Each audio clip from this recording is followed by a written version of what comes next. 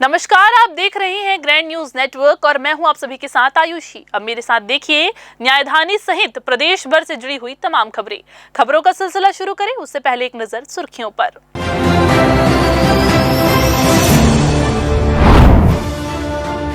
मरही माता दर्शन के बाद लौट रहे श्रद्धालु बाढ़ में बहे। एक ही परिवार के 3 बच्चे सहित एक अधेड़ की हुई मौत, बरामद हुए शव।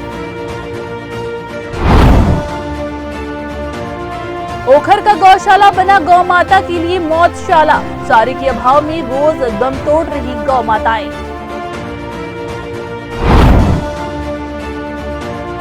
बिलासपुर रेलवे कोचिंग डिपो में झुलसे युवक को अभी तक नहीं मिला इंसाफ। परिजनों ने किया डीआरएम ऑफिस का घेराव। और जरहावाटा पेट्रोल पंप में कार चालक और कर्मचारियों के बीच हुआ विवाद। पेट्रोल कम डालने का लगाया गया आरोप।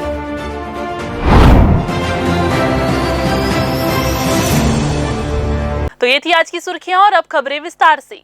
बिलासपुर जिले के खोंगसरा इलाके में रविवार दोपहर को श्रद्धालुओं पर बाढ़ ने कहर बरपा दिया। आप सभी को बता दें कि बलौदा बाजार भाटापारा से मरही माता मंदिर दर्शन के लिए आए एक ही परिवार की 3 बच्चों सहित बिलासपुर परसदा निवासी एक अधेड़ अचानक आई बाढ़ में बह गए। इनमें गौरव ध्रुव 13 वर्ष, मुस्कान ध्रुव 12 वर्ष, मितान ध्रुव 5 वर्ष के शव शाम तक बरामद कर लिए गए, जबकि चौथे व्यक्ति 45 वर्षीय बलराम ध्रुव की तलाश दूसरे दिन पूरी हुई और उसका भी शव बरामद कर लिया गया। हादसे के बाद पूरे क्षेत्र में शोक की लहर दौड़ गई है। प्रशासन, एसडीआरएफ और पुलिस की टीमें घटनास्थल पर लगातार डटी रही। जिला प्रशासन ने श्रद्धालुओं से अपील की है कि बारिश के मौसम में नदी नालों से दूरी बनाए रखें। अब मरही माता से हम आते हैं खाना वाना खा के, अब हम तो पीछे रहे तो सब लड़का मन आते से हमन पानी गिरा तो ताल लौड़ के आते रहे। तब अक्का बेर देखें तो लैकन बहात है बताओ दौड़ा अनगे पाए कर खोजन बहुत दूर गए हम बहुत दूर है जो फाटा रेलवे नहीं नाहते वहाँ तक गए तो एक लड़की अर्झरी से और ह्यूमन रही के थे, मगर पानी में ज़्यादा नहीं दिखा रही से अंदर बुड़ गई ने। हाँ, तो कहते दिन डूबे हैं वहाँ 4 जन हैं। अच्छा, और एक जन पता नहीं है। वो किस साल के वही? वो 34 साल के ऐसे। तो सब कहाँ के सब तुम्हारे परिवार है का है? हाँ, एक हमोर लड़की है गौरी और एक हमोर भांजी है एक मतलब सब एक परिवार होके वहाँ पूजा करे गया रहा। तो पानी कैसे आई बहाव एकदम से? पानी ऐसे थोड़ा कम रही से धार में नहा के अब कम बढ़ी से एकदम तत्काल। अब मन अपन सल पकड़ी देखो साथ में बह गिरते हैं लकड़ी उकड़ी पकड़ी से ये है। तो पानी गिरते में बड़ी बाढ़ है। हाँ, पानी गिरते में बाढ़। शहर में शिक्षा के नाम पर एक बड़ा घोटाला सामने आया है। चिल्हाटी मोपका क्षेत्र में हैप्पी किड्स स्कूल नाम का एक निजी स्कूल नर्सरी से 5वीं तक की कक्षाएं चला रहा है। चौंकाने वाली बात तो ये है कि इस स्कूल का ना तो पंजीयन है और ना ही यूडाइस कोड। मतलब साफ है कि ये स्कूल पूरी तरह से गैर कानूनी तरीके से बच्चों का भविष्य दांव पर लगा रहा है। एक पालक ने अपने बच्चे का एडमिशन नई स्कूल में कराने की कोशिश की। जब पोर्टल पर पुराने स्कूल का रिकॉर्ड मांगा गया तो पता चला कि हैप्पी किड्स स्कूल का कोई अस्तित्व ही नहीं है। ना मान्यता, ना कोड, सब फर्जी। पीड़ित पालक ने बताया कि उनके दोनों बच्चों इल्ला और ओजल जायसवाल का एडमिशन सत्र 2024-25 में हैप्पी किड्स में कराया गया था, लेकिन पढ़ाई से असंतुष्ट होकर वे 2025-26 में जीनियस पब्लिक स्कूल में दाखिला दिलाना चाहते थे। वहां खुलासा हुआ कि हैप्पी किड्स का नाम पोर्टल में है ही नहीं। जब पालक ने आपत्ति जताई तो स्कूल संचालिका जया सोनी ने पहले झूठा आश्वासन दिया कि कोड उपलब्ध करा देंगी। जब बात नहीं बनी तो धमकी दी, हमारे स्कूल का कोई कुछ नहीं बिगाड़ सकता। इतना ही नहीं, पालक का आरोप है कि उन्हें शांत करने के लिए संचालिका ने कहा कि उनका एक और स्कूल है, वहां से सर्टिफिकेट जारी कर देंगे। इसके बाद गायत्री शिशु मंदिर के नाम से सर्टिफिकेट दे दिया गया, लेकिन ये भी झूठा निकला। पोर्टल पर उनका नाम भी नहीं मिला। पीड़ित पालक ने शिकायत जिला शिक्षा अधिकारी विजय तांडे से की है। उन्होंने साफ कहा है कि बिना मान्यता के स्कूल चला रहे हैं, FIR कराइए। लेकिन जब पालक थाने पहुंचे तो पुलिस ने हाथ खड़े कर दिए।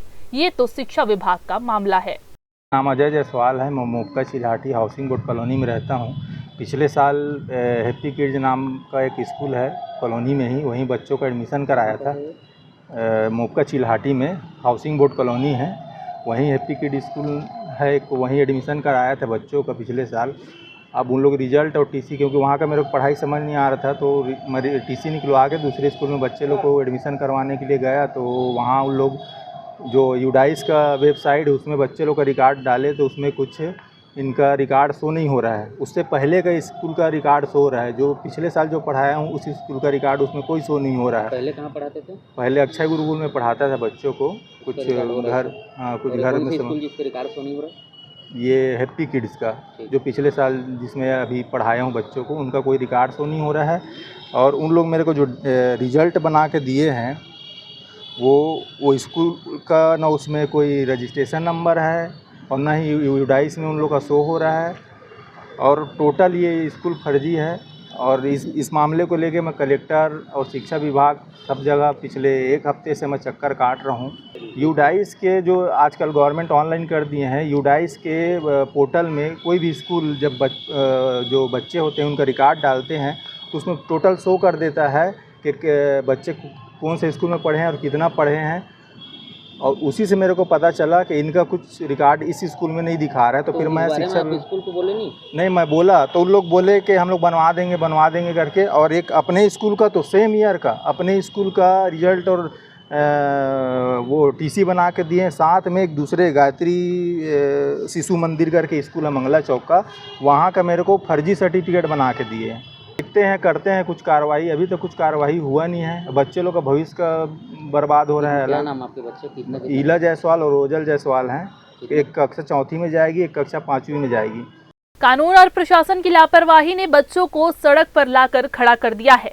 एक तरफ स्कूल खुलेआम अवैध तरीके से चल रहा है, दूसरी तरफ विभाग और पुलिस एक दूसरे पर जिम्मेदारी डाल रहे हैं। जब हमारी टीम ने DEO विजय तांडे से बात की तो उन्होंने कहा अभी छुट्टी है, अगले हफ्ते कार्रवाई करेंगी। सवाल ये है कि क्या बच्चों के भविष्य के साथ ऐसे मजाक की इजाजत दी जा सकती है? मोपकाई में स्कूल है सर जी, जो बिना डाइस कोड के संचालित हो रहा है करके। मोपका का नहीं है, चिल्हाटी का है वो। हाँ जी, चिल्हाटी मोपका का जी। हाँ, अभी तो शिकायत तो किया ही नहीं है। अभी तो उसके बच्चे का एडमिशन का है, कैसे कराएंगे एडमिशन? भाई पालक को भी तो थोड़ा पूछना चाहिए कि आपकी स्कूल की मान्यता है कि नहीं है, क्या है जी है? जी। कोई भी ट्यूशन पढ़ा रहे हैं, हम जाते हैं जांच में तो ट्यूशन पढ़ा रहे हैं, भाई तो होगा भाई पढ़ा रहे हैं। हाँ बात है। और इस तरह से जब दिलाते हैं तब पता चलता है कि वो फर्जी स्कूल चला रहा था जी, है ना। हाँ तो जो है उसको देखते हैं, करते हैं कार्रवाई। पहले तो एडमिशन कराएंगे उसके उनके बच्चे का, अच्छा है ना। हाँ, उसके बाद फिर उसके ऊपर कार्रवाई करेंगे। ये मामला सिर्फ एक स्कूल का नहीं है, ये पूरे शिक्षा तंत्र की पोल खोलने वाला सच है, जहां गैर कानूनी स्कूल खुलेआम चल रहे हैं। शिक्षा विभाग और प्रशासन आंख मूंद कर बैठा हुआ है। कैमरामैन राकेश मिश्रा के साथ भारतेंदु कौशिक की रिपोर्ट। बिलासपुर हाईकोर्ट ने शहर में चाकू की आसान उपलब्धता और लगातार बढ़ती चाकूबाजी की घटनाओं को गंभीरता से लेते हुए स्वतः संज्ञान में जनहित याचिका दर्ज कर शासन से जवाब तलब किया था। इस पर आज शासन ने शपथ पत्र दाखिल कर विस्तृत डेटा पेश किया है और बताया है कि आर्म्स एक्ट के तहत लगातार कार्रवाई की जा रही है। साथ ही ऑनलाइन प्लेटफॉर्म्स के जरिए मंगाए जाने वाले चाकुओं पर भी सख्ती बरती जा रही है। शासन ने 2021 से अब तक चाकूबाजी के मामलों में हुई कार्रवाई और जब्त किए गए चाकुओं का ब्यौरा भी कोर्ट को सौंपा है। मामले की सुनवाई चीफ जस्टिस के डिवीजन बेंच में हुई और अब अगली सुनवाई अक्टूबर में होगी।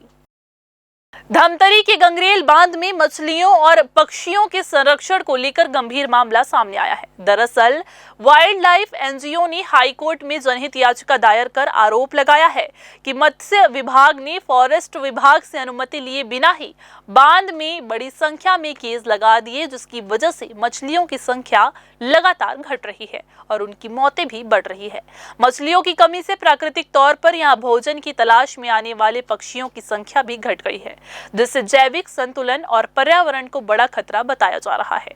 मामले में मत्स्य विभाग के सचिव ने शपथ पत्र के जरिए जवाब दाखिल किया है, जिसमें बताया गया है कि कुल 989 में से 779 केस पहले ही हटाए जा चुके हैं और अब सिर्फ 210 केस हटाए जाने शेष है।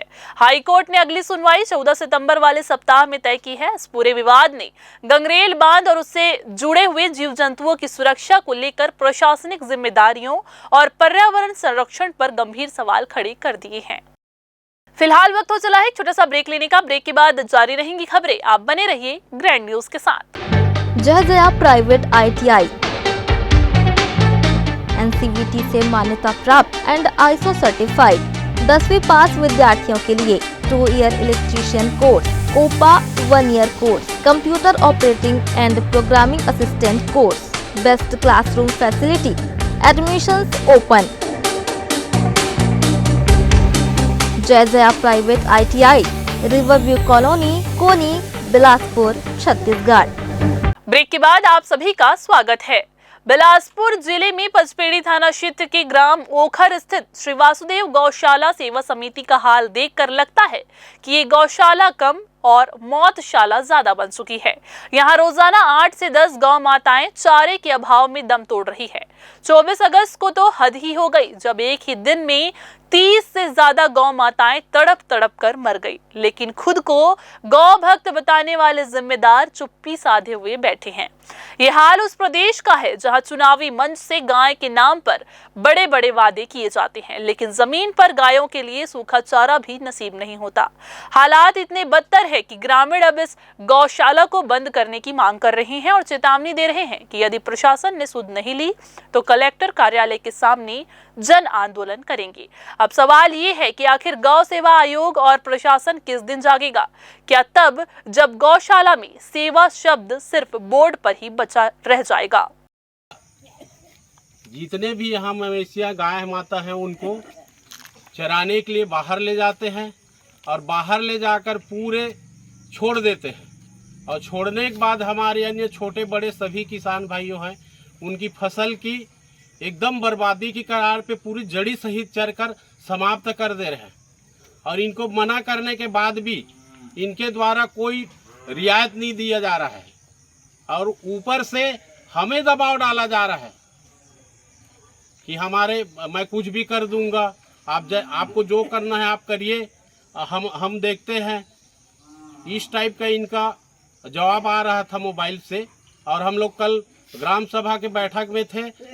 बैठक के दौरान वहां समस्त ग्रामवासी ओखर द्वारा चर्चा किया गया कि गौठान में सभी गायें चराने के लिए बाहर ले जाते हैं और सबको ढीला छोड़ देते हैं। उसके बाद करीबन हम लोग 1 माह से जितने भी गाय हैं हमारे सभी को गांव वाले इकट्ठा कर करके ला करके गौशाला में डाल रहे हैं। और आज गौशाला में निरीक्षण के बाद देखा गया तो 5-7 जानवर यहाँ पे भूख के कारण समाप्त हो गई है। बिलासपुर के सरकंडा क्षेत्र से नशीली कीटनाशक दवा बनाने और बेचने का बड़ा मामला सामने आया है। बॉम्बे अटल आवास दयालबंद रोड निवासी रवि सोनी लंबे समय से इंसेक्टिसाइड इंडिया लिमिटेड कंपनी का नाम और लेबल लगाकर नकली कीटनाशक दवाओं की बिक्री कर रहा था। जब छानबीन की गई तो उसके ठिकाने से भारी मात्रा में नकली सामग्री बरामद हुई। मौके से 2 बोरे बिना लेबल की खाली बोतलें, 23,470 नकली स्टिकर्स और 2,862 बोतलें नकली कीटनाशक दवा से भरी हुई पाई गई। आरोपी इन नकली दवाओं को शहर और आसपास के क्षेत्रों में बेचकर किसानों को ठग रहा था। पूछताछ के दौरान वो इस कारोबार से जुड़े कोई दस्तावेज प्रस्तुत नहीं कर पाया और अपराध स्वीकार कर लिया। बरामद माल को जब्त कर लिया गया है और आरोपी के खिलाफ आगे की वैधानिक कार्रवाई जारी है। खरीफ सीजन में धान की बुआई के बाद बिलासपुर जिले के किसान खाद की किल्लत से जूझ रहे हैं। विशेष रूप से डीएपी खाद की भारी कमी ने किसानों को परेशान कर दिया है। समितियों से लेकर निजी दुकानों तक चक्कर लगाने के बाद भी किसानों को खाद नहीं मिल पा रहा है। वहीं कई जगहों पर नकली खाद की शिकायतें भी सामने आ रही है, जिससे किसानों की चिंताएं और भी ज्यादा बढ़ गई है। देखिए ये खास रिपोर्ट। कृषि विभाग के अधिकारी किसानों को डीएपी के विकल्प के रूप में सिंगल सुपर फास्फेट और पोटाश का इस्तेमाल करने की सलाह दे रहे हैं, लेकिन समस्या ये है कि ये खाद भी पर्याप्त मात्रा में उपलब्ध नहीं है। ऐसे में किसानों को समय पर खाद न मिलने से खेती पिछड़ने और पैदावार पर असर पड़ने का डर सता रहा है। खाद तो बहुत दिन से नहीं मिल रहा है। सोसाइटी में जाते हैं तो सोसाइटी वाला भी बोल खाद आया ही नहीं है। खाद समय समय में नैनो एरिया भी उपलब्ध नहीं करा पा रहे हैं। प्राइवेट किसी दुकान में जाते हैं तो सीधा 900 रुपये कुछ लगा रहा है खादों का रेट। अधिकारी तो बोल रहे खाद है, तो क्या आप लोग तक क्यों नहीं पहुंच रहा है? अधिकारी के पास गए थे जब सोसाइटी में तो है ही नहीं, बोल रहे थे कहाँ से दे बोल रहे। चक्कर काटते काटते तो समय लग गया पूरा। आप लोग क्या चाहते हैं?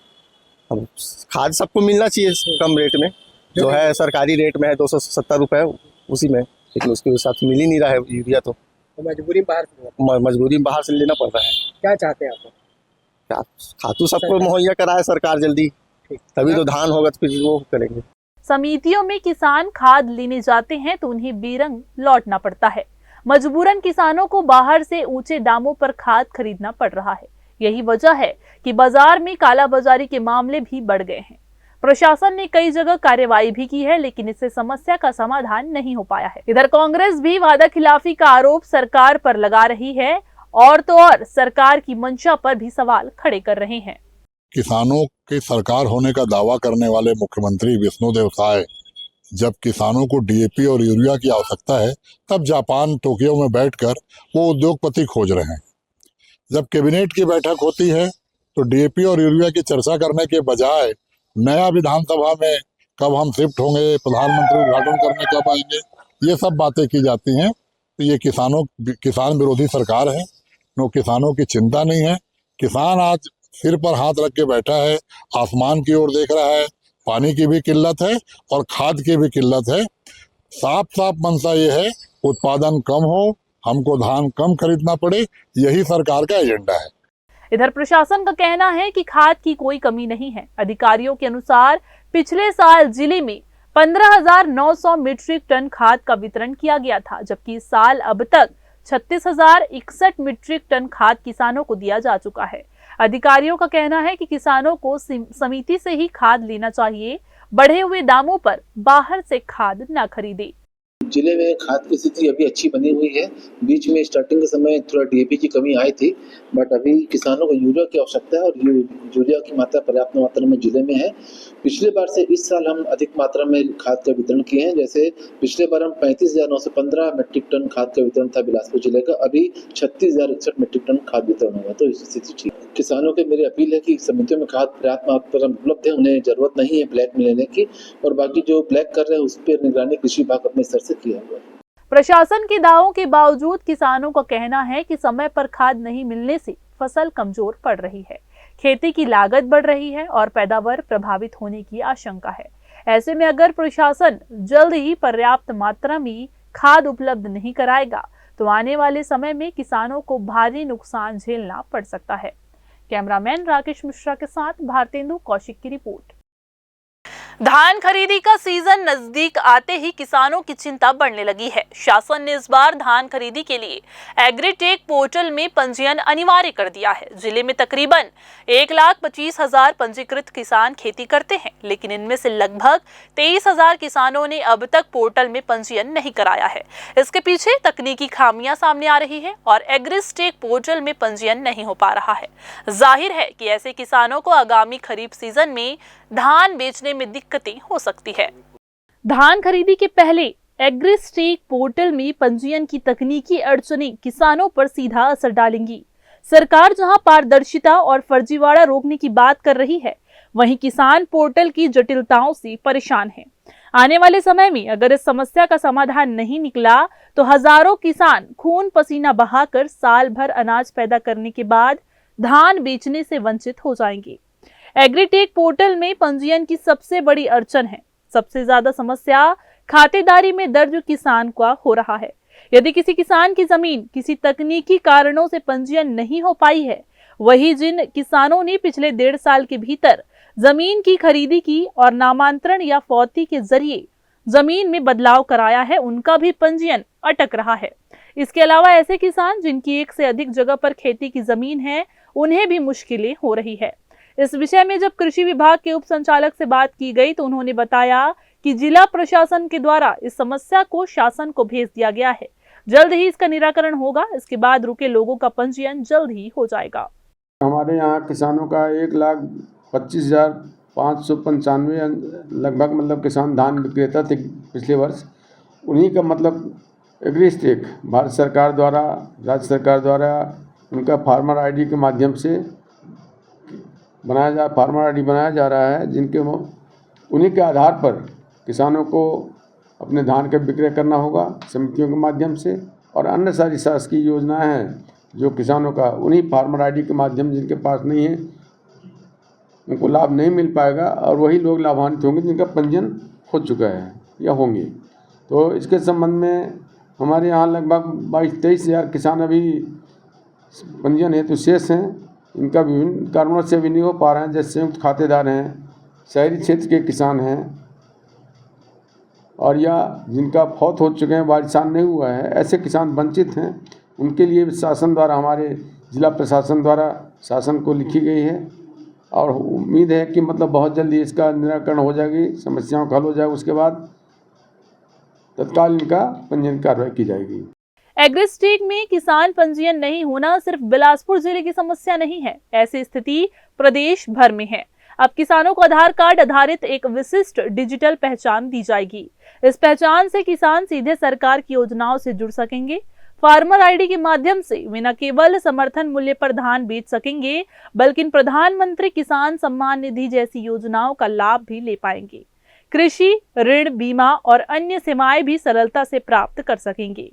ये पहल किसानों को एकत्रित डेटाबेस से जोड़कर पारदर्शिता लाएगी और फर्जीवाड़े पर रोक लगाएगी।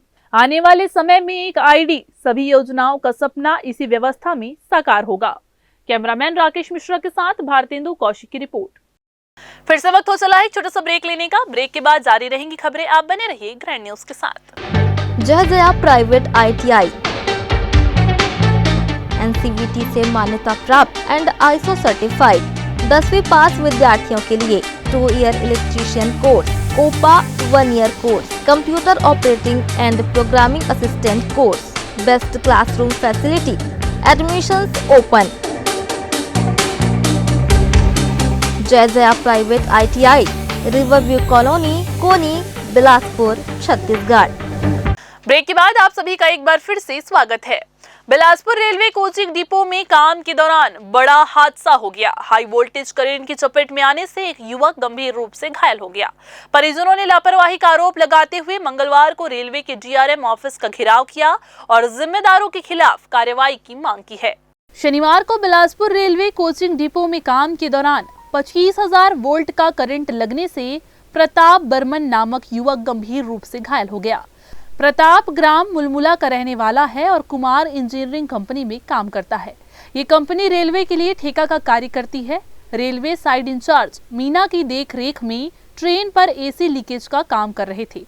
घटना दिवस 23 अगस्त को काम के दौरान बारिश होने पर दोनों नीचे आ गए, लेकिन साइड इंचार्ज मीना ने उन्हें दोबारा ऊपर जाकर काम करने को कहा। मीना ने कहा कि जैमर बंद है, यानी करंट सप्लाई रोक दी गई है। इसी भरोसे में प्रताप ट्रेन के ऊपर चढ़ा, लेकिन जैसे ही उसने काम शुरू किया उसे तेज करंट लगा। वह ट्रेन पर ही बेहोश होकर नीचे गिर गया और अभी अस्पताल में भर्ती है।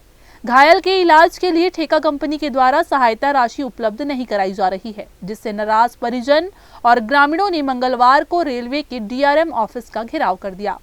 उन्होंने मांग की है कि रेलवे प्रशासन प्रताप के इलाज का पूरा खर्च उठाए और उसके ठीक होने के बाद नौकरी भी वापस दे। पहले मेरे पति अच्छे से हो जाए, उसका पूरा ट्रीटमेंट बीच बीच में बंद करवा दे रहे हैं। उसके लिए मैं बोल रही हूँ कि उसका ट्रीटमेंट अच्छे से, जितना दिन तक वो ठीक नहीं हो रहा है उतना दिन तक वो हॉस्पिटल में है, उतना उसका पूरा ट्रीटमेंट अच्छे से होना चाहिए।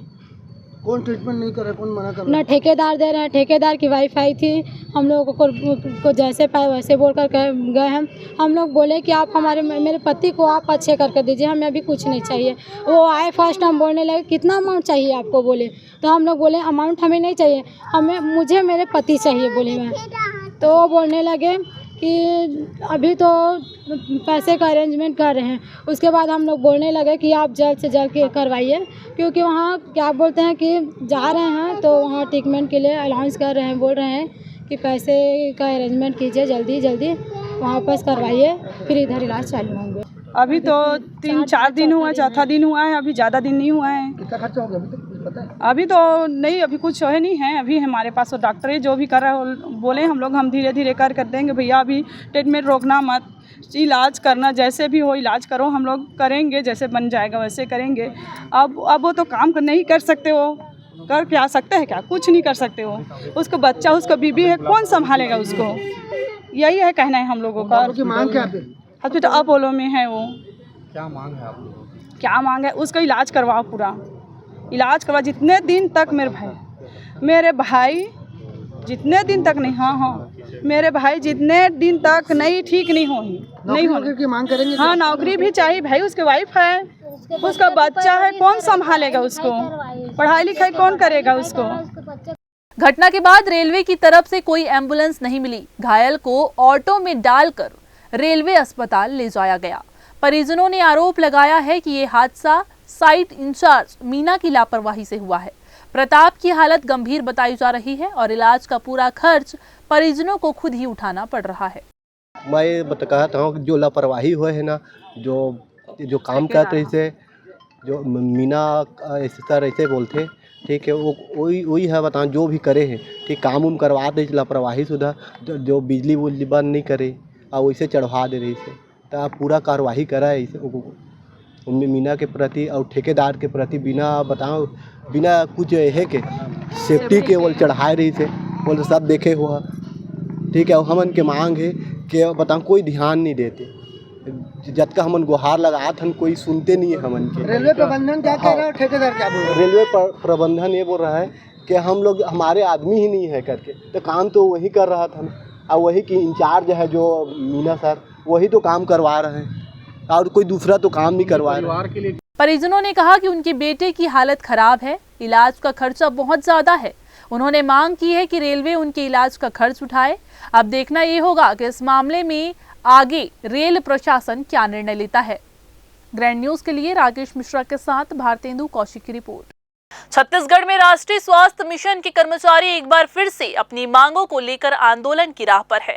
प्रेस वार्ता कर पदाधिकारियों ने साफ कहा है कि भाजपा सरकार ने वादे तो बड़े किए थे, लेकिन अब तक किसी मांग पर अमल नहीं हुआ। आप सभी को बता दें कि नाराज कर्मचारी अब स्वास्थ्य मंत्री, डिप्टी सीएम और विधायकों के बंगले का घेराव करने की तैयारी कर रहे हैं। राज्य में करीब 16,000 एनएचएम कर्मचारी कार्यरत है, जिनके भरोसे प्रदेश की स्वास्थ्य सेवाएं चल रही है। कोविड काल में जान जोखिम में डालकर काम करने वाले इन कर्मचारियों का कहना है कि 2018 की मानव नीति के तहत काम कर रहे हैं, लेकिन समय के साथ उनकी समस्याएं बढ़ती चली गई। संविलियन, grade pay, public health cadre की स्थापना और वेतन वृद्धि जैसी कई मांगे आज भी अधूरी है। बहुत ही दुर्भाग्यपूर्ण स्थिति में है आज छत्तीसगढ़ में। हर सरकार हमको कहती है, कांग्रेस की सरकार आई थी, उसने कहा था कि 10 दिवस के भीतर आप लोगों को नियमित कर देंगे। उसके बाद फिर बीजेपी की सरकार आई और बोली कि 100 दिवस के भीतर आप लोगों को पूरा कर देंगे, परंतु आज दिवस तक हम नियमित नहीं हुए हैं। इवन आपको बता दूं कि सरकार ने जो 27% देने की बात की थी, वो भी आज स्वास्थ्य संविदा कर्मचारी वंचित हैं। साथ में हम लोगों को जो सुविधाएं देनी चाहिए, हेल्थ इंश्योरेंस की बात होती है, तो उसके लिए सरकार कहती है कि आपको आयुष्मान का ही मिलेगा और 5 लाख रुपए का जैसे हर नागरिक को मिल रहा है, अन्य नहीं दे रही है। और स्वास्थ्य हेतु अगर किसी गंभीर कारण से कोई बीमार पड़ गया है तो 30 दिवस के अलावा अगर उसे ज़्यादा दिन अवकाश लेना पड़ता है तो उसकी तनख्वाह काटी जाती है। ट्रांसफर की नीति नहीं है, वेतन विसंगति है। ढेरों सारी अनियमितताएं सरकार कर रही है।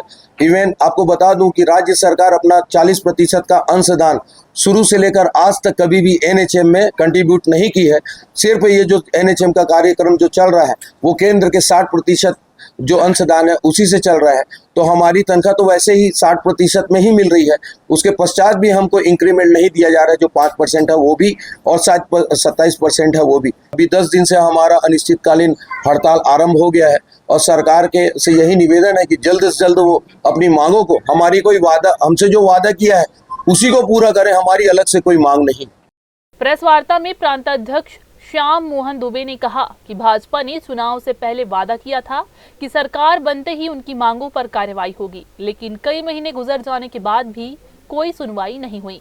कर्मचारियों ने चेतावनी दी है कि अगर मांगे जल्द पूरी नहीं की गई तो अब सीधे स्वास्थ्य मंत्री और डिप्टी सीएम अरुण साव के बंगले का घेराव कर आंदोलन को तेज किया जाएगा। कैमरामैन राहुल ठाकुर के साथ पिंटू दुबे की रिपोर्ट।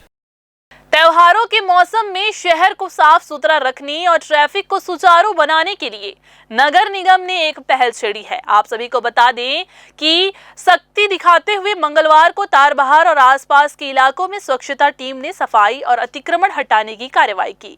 इस दौरान कई दुकानदारों पर जुर्माना भी लगाया गया। कार्रवाई के बाद शहर में लोगों की मिलीजुली प्रतिक्रिया देखने को मिली। त्योहारों के समय बाजारों में भीड़ बढ़ जाती है और सड़कों पर गाड़ियों का दबाव भी ज्यादा होता है। ऐसे में अगर सड़क किनारे दुकानों का अतिक्रमण हो जाए तो स्थिति और भी ज्यादा बिगड़ जाती है। यही वजह है कि नगर निगम ने मंगलवार को तारबहार समेत शहर के कई हिस्सों में सफाई और अतिक्रमण हटाने का अभियान चलाया। स्वच्छता टीम ने दुकानदारों द्वारा सड़क पर रखे गए सामान, अवैध होर्डिंग्स और वाहनों को हटाया। जहां जरूरत पड़ी वहां नगर निगम ने दुकानदारों पर जुर्माना भी लगाया। निगम अधिकारियों का कहना है कि ये अभियान स्वच्छता बनाए रखने और लोगों की सुविधा के लिए जरूरी है। नगर निगम के अधिकारी ने बताया कि त्योहारों के समय बाजारों में भीड़ ज्यादा होती है। ऐसे में अतिक्रमण और गंदगी से लोगों को परेशानी भी होती है, इसलिए अभियान चलाया जा रहा है ताकि शहर साफ सुथरा और व्यवस्थित रहे। कलेक्टर साहब और नगर निगम आयुक्त के द्वारा 22 जुलाई को स्वच्छता पेट्रोलिंग है ना, अतिक्रमण का मतलब क्या बोलते हैं उसको, आविष्कार किया गया, मतलब उद्घाटन। वो काम है जहाँ कचरा फैलाते हैं उसकी जुर्माना करना है, जहाँ पन्नी पौध रखते हैं जुर्माना करना है, रोड वादा करते हैं जुर्माना करना है, अतिक्रमण करते हैं जुर्माना करना है। इन लोगों के लिए, हमारे 8 जोड़ के लिए हम लोग टीम ले घूमते हैं, है ना। आज भी जुर्माना किया है? जी आज किए हैं। होटल हो गया, रोड वादा हो रहा है, हर वो बिगड़ता जहाज के दिन नहीं छूटे हम लोग, तो त्योहार के दिन है, कमाने के दिन कमाने, आज भर छूट मतलब छूट है उनको। नगर निगम का ये कदम जहां कई लोगों को राहत देता हुआ नजर आया, वहीं कुछ व्यापारियों ने इस कार्रवाई पर सवाल उठाए। उनका कहना है कि त्योहारों के सीजन में कारोबार पहले से ही चुनौतीपूर्ण होता है। ऐसे में इस तरह की सख्ती से उनकी बिक्री पर असर पड़ रहा है। कैमरामैन राकेश मिश्रा के साथ भारतेंदु कौशिक की रिपोर्ट। फिर से वक्त हो चला है एक छोटा सा ब्रेक लेने का। ब्रेक के बाद हम जल्द वापस आएंगे। आप बने रहिए ग्रैंड न्यूज के साथ। जय जया प्राइवेट ITI NCVT से मान्यता प्राप्त एंड ISO सर्टिफाइड 10वीं पास विद्यार्थियों के लिए 2 year electrician course, COPA 1 year course, computer operating and programming assistant course, best classroom facility, admissions open. Jai Jaya private ITI, river view colony, Koni, Bilaspur, Chhattisgarh. Break के बाद आप सभी का स्वागत है। जरहाबाटा क्षेत्र स्थित एक पेट्रोल पंप पर सोमवार को कार चालक और कर्मचारियों के बीच जमकर विवाद हो गया। गाड़ी में पेट्रोल कम डालने के आरोप को लेकर शुरू हुई कहासुनी कुछ ही देर में हाथापाई में बदल गई। देखते ही देखते दोनों पक्ष आमने सामने आ गए और पंप पर अफरा तफरी की स्थिति बन गई। इस दौरान मौजूद लोगों ने पूरे घटनाक्रम का वीडियो बना लिया, जो अब सोशल मीडिया पर वायरल हो रहा है।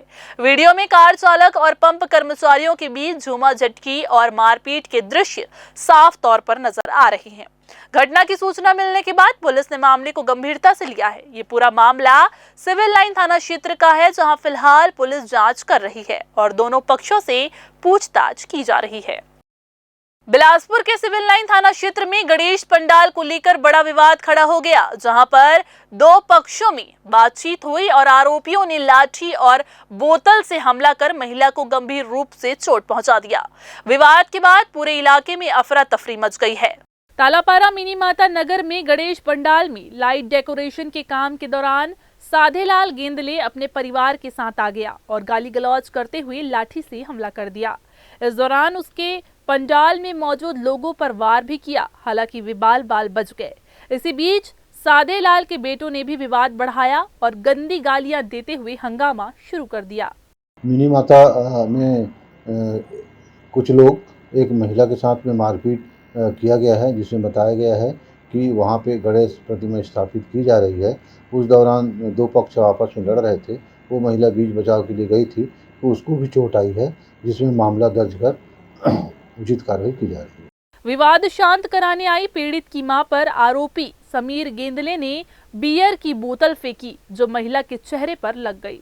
इससे उसके नाक, मुंह और दांत में गंभीर चोटें आई है और खून भी बहने लगा।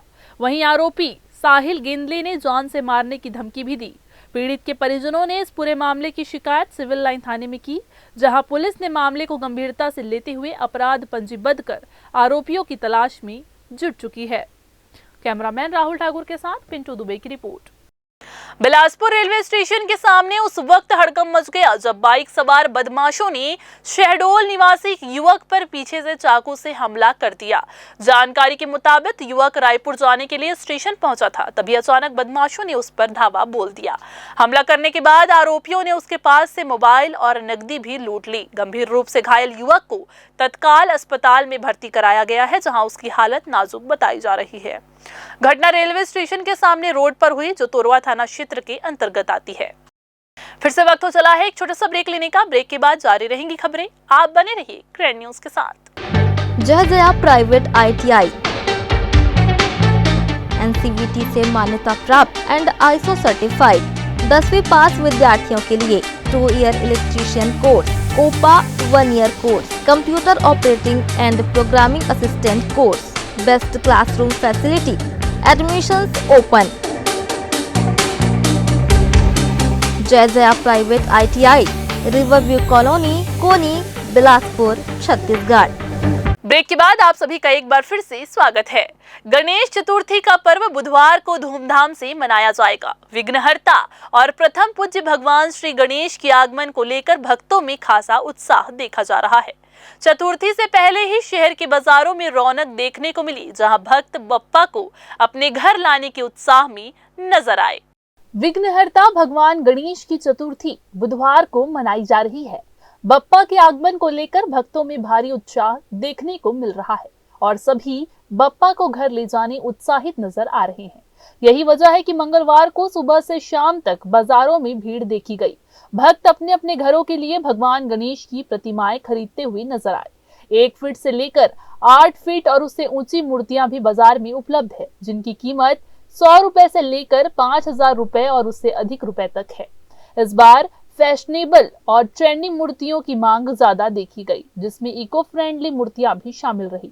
हालांकि बढ़ती मांग के बावजूद कई मूर्तिकारों को कम ऑर्डर मिले, क्योंकि बड़ी मूर्तियां अधिकतर समितियों द्वारा पहले ही बुक कर ली गई थी। 3000 से शुरू है, 3000 से 3000, 5000, 10,000।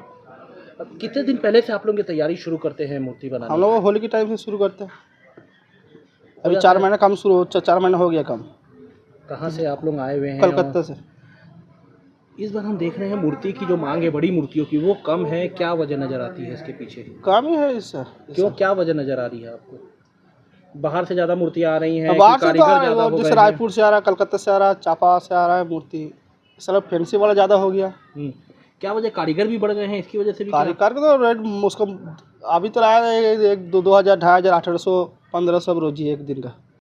पंडालों में विराजमान होने वाली विशाल मूर्तियों को ले जाने के लिए समितियों के सदस्य दिन भर मूर्तिकारों के पास पहुंचते रहे।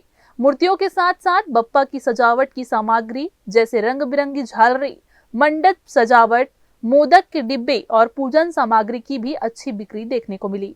भक्तों में अपने आराध्य के स्वागत को लेकर उत्साह चरम पर है। हर कोई चाहता है कि इस बार उनके घर बप्पा विशेष रूप से पधारे।